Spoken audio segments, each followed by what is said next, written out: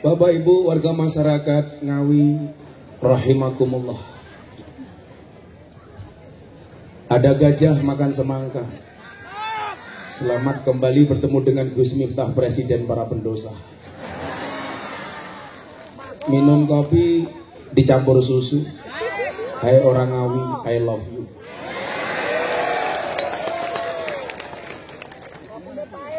Yakinlah pertemuan malam hari ini semuanya atas skenario Allah.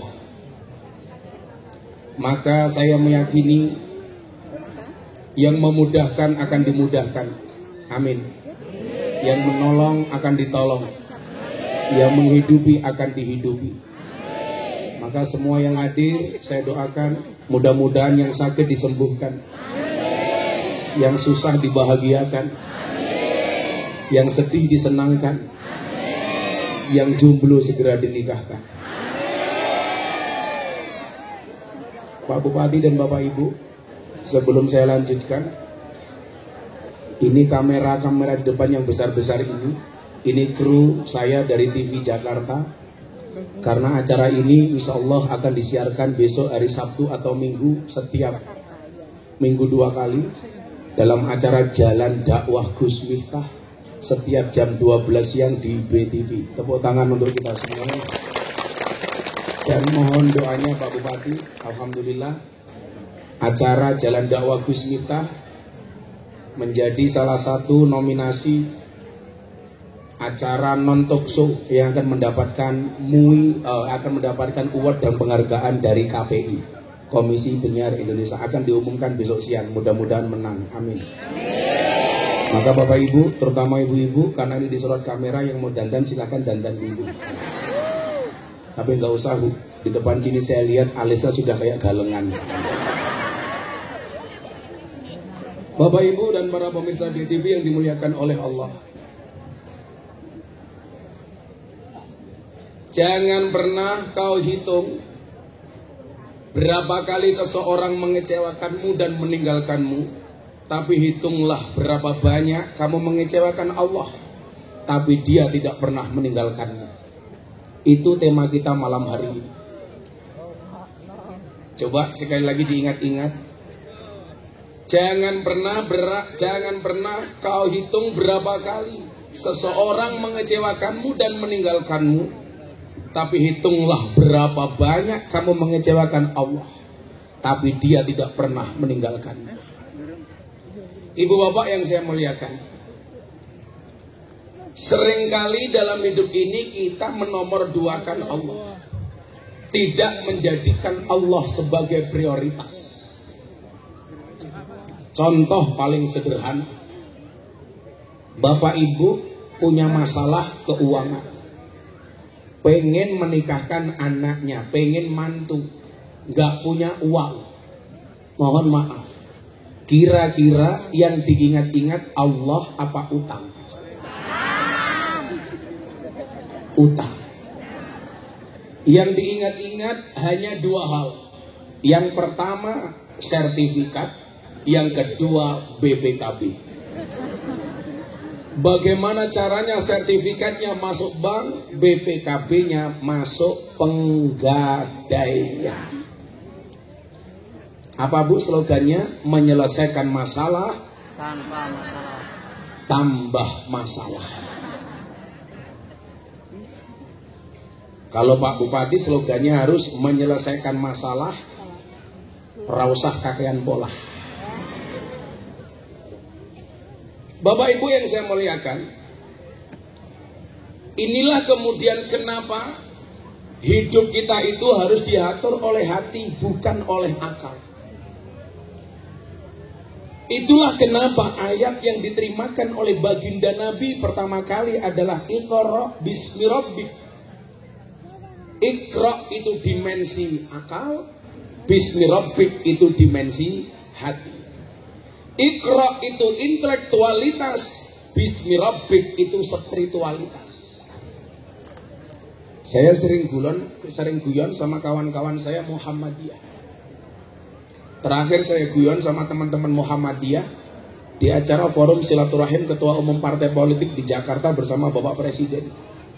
Kebetulan sebelum presiden datang yang ceramah Sekjen Muhammadiyah, Profesor Abdul Mukti.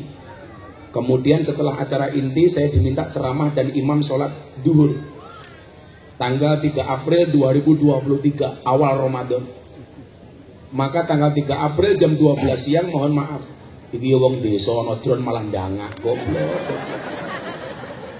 Kamu diem saja biar kelihatan natural malah ndelongop. Keceplokan drone malah merongos. Natural, diam saja dari atas. Nanti gambarnya bagus. Ndelongop ini. Malah dikira helikopter ya Bang. Tanggal 3 April saya diminta datang ke Jakarta. Pak Presiden Jokowi mengumpulkan ketua umum parpol. Saya diminta untuk imam sholat. Kemudian tausiah. Tepatnya sholat dulu. Maka jam itu jam 12 siang selama 5 menit Pak Bupati mohon maaf. Indonesia dalam genggaman saya. Karena pimpinan Pak Jokowi saya alih. Kenapa? Saya ambil alih. Kenapa? Karena saya imam sholatnya Pak Jokowi. Makanya Pak Jokowi ngikut apapun yang saya lakukan. Saya mau sholat, tengok ke belakang, saya bilang sawu sufufakum bisolah, luruskan dan rapatkan softnya. Pak Jokowi jawab, siap Gus, bagus. Akhirnya saya takbir, Pak Jokowi ikut takbir. Saya ruko, Pak Jokowi ikut ruko. Saya sujud, Pak Jokowi ikut sujud. Saya salam, Pak Jokowi ikut salam. Setelah saya salam, langsung saya bilang, cie, mana cie? Mungkin Presiden jawab, cuaks. Bapak Ibu, saya mau cerita.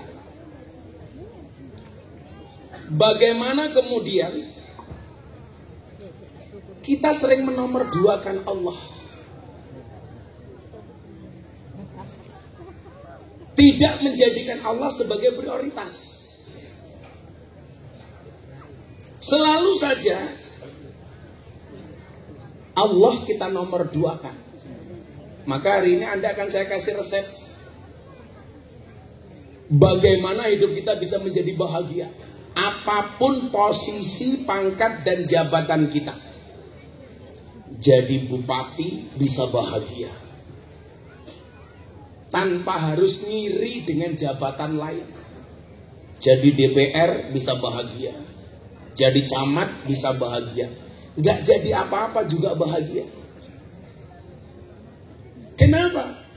Karena belum tentu orang punya pangkat dan jabatan itu bahagia. Contohnya kemarin seorang menteri kemana-mana dikawal pakai mobil polisi. Masuk mobil pintu dibuka, keluar mobil pintu dibuka, masuk toilet pintu dijaga, bahkan mungkin sekalian dicewoi. Tapi ternyata tidak menjamin bahagia. Mungkin karena merasa kurang. Yang terjadi korupsi. Makan uang rakyat 8 triliun. Ditangkap sama jaksa agung. Anda tahu uang 8 triliun itu kalau untuk beli dawet dapat berapa? Orang Sengawi bisa renang semua.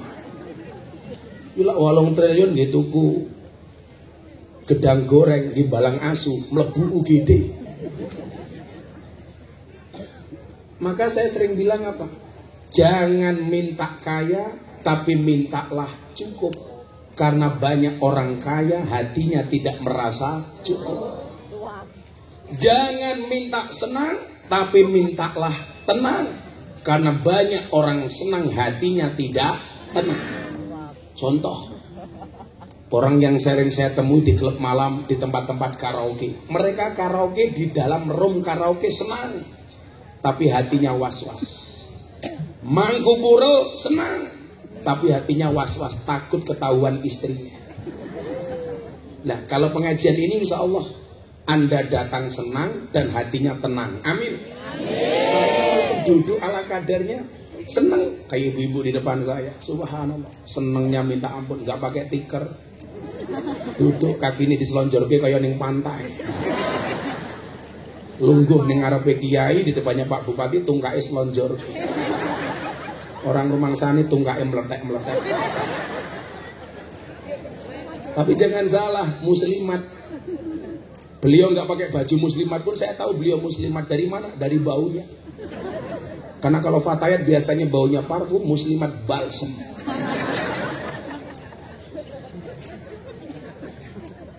Apapun posisi kita harus bahagia. Toh yang kita mintanya bahagia kok dari Allah. Rabbana atina fid dunya hasanah. Orang hasanah itu harus bahagia. Wa fil akhirati hasanah. Kebahagiaan juga di akhirat. Wa qina adzabannar. Maka bahagia di dunia, bahagia di akhirat adalah merupakan syarat dari wa qina adzabannar. Dijauhkan dari siksa api neraka. Iqra bismi rabbik. Tadi pas Pak Jokowi selesai sholat, saya tahu sih ya, ada Pak Muhsin, saya bilang, apa bedanya orang NU dan Muhammadiyah? Waktu itu saya bilang, NU dan Muhammadiyah itu bedanya satu.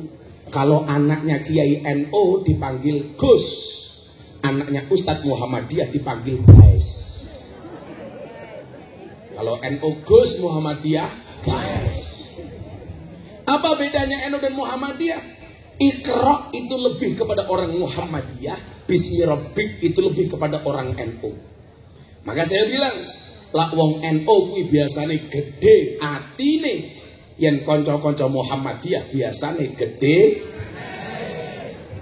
akale kok ndase goblok. Ndase.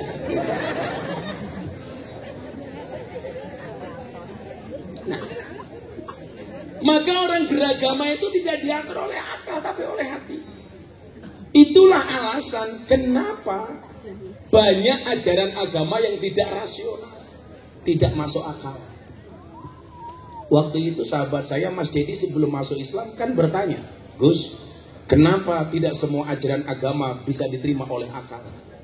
Jawabannya adalah, kalau semua ajaran agama bisa diterima oleh akal, berarti nggak ada bedanya agama dengan ilmu pengetahuan. Orang cukup kuliah saja, nggak usah beragama. Justru uniknya agama, karena banyak ajarannya yang tidak bisa diterima oleh akal. Saya kalau berbicara dengan orang-orang seperti Mas Dedi ini Bapak Ibu, itu sama ketika saya harus ceramah di Belanda. Semuanya menggunakan kekuatan akal. Sekarang di Belanda Pak Bupati lagi tren orang menjual gereja. Alasannya apa? Karena mereka tidak percaya dengan agama. Kalau orang tidak percaya dengan Tuhan itu namanya ateis. Orang percaya dengan Tuhan tapi nggak percaya dengan agama namanya agnostik. Dan sekarang banyak orang tidak percaya dengan agama tapi percaya dengan Tuhan. Padahal mohon maaf, agama itu jaminan. Agama itu dari bahasa Sanskerta. Itu tidak, agama berantakan. Artinya apa? Orang beragama hidupnya harus teratur, tidak boleh berantakan. Bupati punya agama, maka menjadi bupati bagus, tidak berantakan. Lurah punya agama, insya Allah jadi lurah bagus, tidak berantakan. Ciri lurah yang tidak berantakan, nggak ikut-ikutan demo ke Jakarta minta perpanjangan masa jabatan.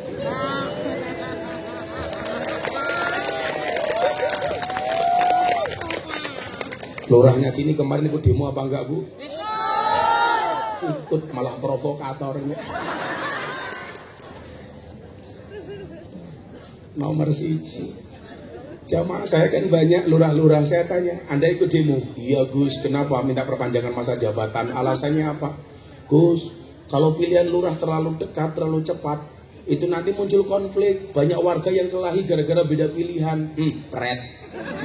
Kalau pengen warganya nggak konflik, aman, ayem, adem, tentrem, kamu nggak usah minta perpanjangan masa jabatan. Cukup pengajian undang Gus Miftah, betul? Saya tahu kenapa lurah itu minta perpanjangan masa jabatan. Alasannya bukan menghindari konflik warga, tapi karena modalnya belum balik. Ini Pak Lurah ini. Oh ini Lurah ini. Nganggo baju banser demo lurah ngisi-ngisi. Tak pikir banser guna lurah. Sudah Pak Lurah, Pak Bupati saja cuma 5 tahun 2 periode, Lurah 6 tahun 3 periode, kok masih kurang. Saya kadang-kadang heran, katanya Lurah itu gajinya kecil, gak asik, kok minta perpanjangan? Lucu. Lurah itu pokoknya ngabdi saja Pak Lurah. Insya Allah kamu akan masuk surga karena pengabdianmu, amin. Lurah ya nyambi mancul ya pantes kok. Ingat Pak Lurah, lebih baik tangan kamu kotor tapi hasilnya bersih daripada tangan kamu bersih tapi hasilnya kotor. Betul? Maka hari ini saya ingatkan sebagai bentuk evaluasi. Kenapa selama ini hati kita jauh dari Allah, padahal yang mengikat kita dengan Allah itu adalah hati. Itu mungkin yang dimaksud dengan qalbun mu'min baitullah. Baik buruknya seseorang tergantung kepada hatinya. Kalau di dalam hatinya ada Allah, ketika yang dia lakukan bertentangan dengan hati, pasti tidak akan pernah diikuti. Itulah alasan kalau mbak-mbak ditanya sama ibunya, "Mbak, mau nggak kamu saya nikahkan dengan dia?" Sebentar Bu, tak tanya hati nurani saya dulu. Tanyanya pasti kepada hati. Kenapa? Karena hati ini nggak bisa dibohongi. Maka ketika Nabi ditanya, "Ya Rasulullah, hei Kanjeng Nabi, mawal ismu?" Dosa itu apa? Al ismu mahaka fi sadrika wa karita ayatali alaihin nas. Yang namanya dosa itu adalah satu perbuatan yang ketika kamu lakukan hatimu merasa tidak nyaman dan kamu khawatir dilihat oleh orang. Jadi kalau kita Pak Lurah berbuat sesuatu kok hatinya tidak nyaman, itu pasti dosa. Pejabat korupsi, hatinya nyaman Bu? Enggak. Suami selingkuh, hatinya nyaman Bu? Enggak. Istri neko-neko, hatinya nyaman Bu? Enggak. Kalau orang berbuat dosa hatinya nyaman, jelas berarti dia sudah terbiasa dengan perbuatan dosa. Kalau coba-coba pasti hatinya tidak nyaman. Ayo Kang, ketua panitia, gue mlebu ning ngerum karaoke, hatimu nyaman apa ora? Ora. Wedi konangan bojoku. Oh, ora karaoke wedine ram. Kamu berarti termasuk pasukan istiqomah. Ikatan suami takut istri ketika di rumah. Kalau Pak Lurah ini maunya Fatimah, istri 4 satu rumah. Tapi ngimpi. Nah, sebaliknya ketika Nabi ditanya, "Ya Rasul, mahwal bir?" Kalau kebaikan itu apa wahai Nabi? Al birru husnul khuluqi. Kebaikan itu adalah akhlak yang baik.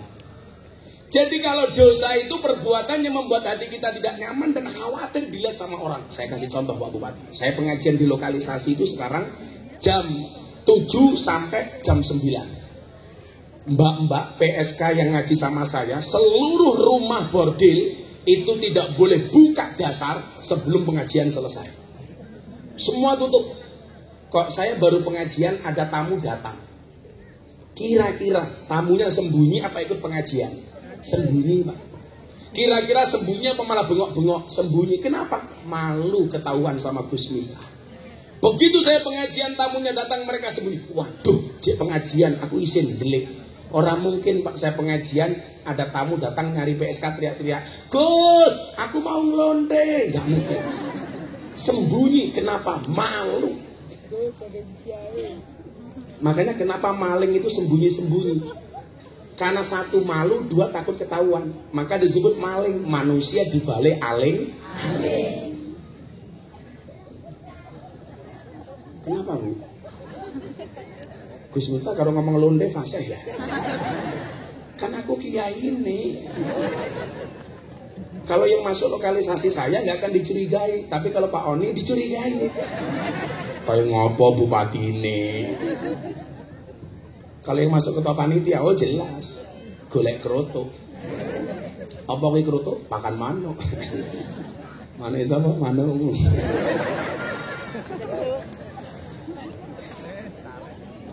Maka jangan sampai kemudian hati kita bermalas-malasan untuk mencari hidayah. Karena hidayah itu bisa tercerabut kapanpun.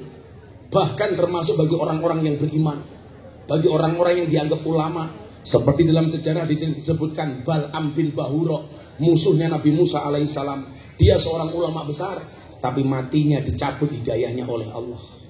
Sahabat Nabi Ubaidillah Al-Jahsi yang menemani Nabi hijrah, hidayahnya dicabut oleh Allah. Cangkome es teh.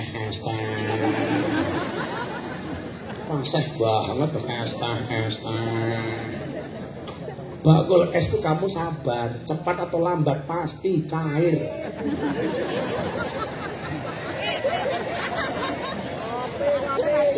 Es teh. Cangkeme bakul ki keren ya. Kiai ngaji nganggo mic kadang-kadang masih blebet-blebet suarane kok bakul es teh nganggo mic buanter es teh.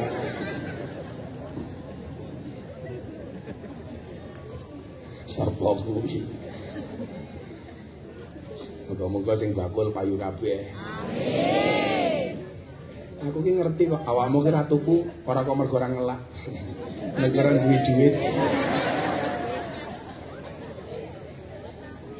Santai mawon. Hari ini yang datang minta doa saya doakan. Amin. Yang minta maaf saya maafkan. Yang minta THR saya minta maaf.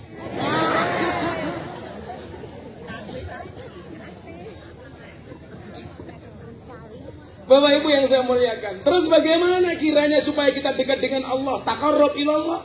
Harus ada upaya. Maka coba hari ini saya akan berbicara 4 hal. Penyakit sekaligus obatnya. Yang pertama, Bapak Ibu yang saya muliakan. Ini evaluasi untuk diri kita sendiri. Kan kemarin puasa nih. Sekarang setelah selesai puasa, bulan Syawal, bulan Barsawal apa? Selo. Kemarin kita dilatih puasa, selesai puasa nggak ngefek sama sekali. Kita kembali lupa dengan puasa. Oh, kalau saya istiqomah Bu, saya kemarin 10 hari sakit Pak Bupati, tapi saya tetap ngaji. Makanya kenapa suara saya ini serak banget, karena saya sakit. Saya pulang dari Hong Kong, langsung ke Bengkulu, keliling Jakarta, langsung Pantura. Badan saya capek, saya sakit, tapi saya nggak berhenti. Dan alhamdulillah walaupun saya sakit, saya masih puasa Daud. Sehari puasa, sehari tidak. Dalam keadaan sakit. Karena saya punya cita-cita, saya itu pengen mati pas dalam keadaan puasa, pas pengajian. Kan keren. Jadi kalau saya sakit kayak gini, tahu-tahu Israel datang ke Tungkulrejo. Diumumkan di masjid-masjid, inna lillahi wa inna ilaihi raji'un. Telah meninggal dunia dengan tenang Pak Lurah.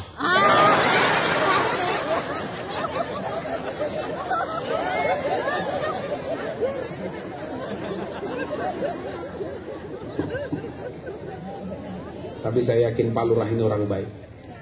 Maka saya berwasiat tolong Pak Lurah jangan dikubur sebelum mati.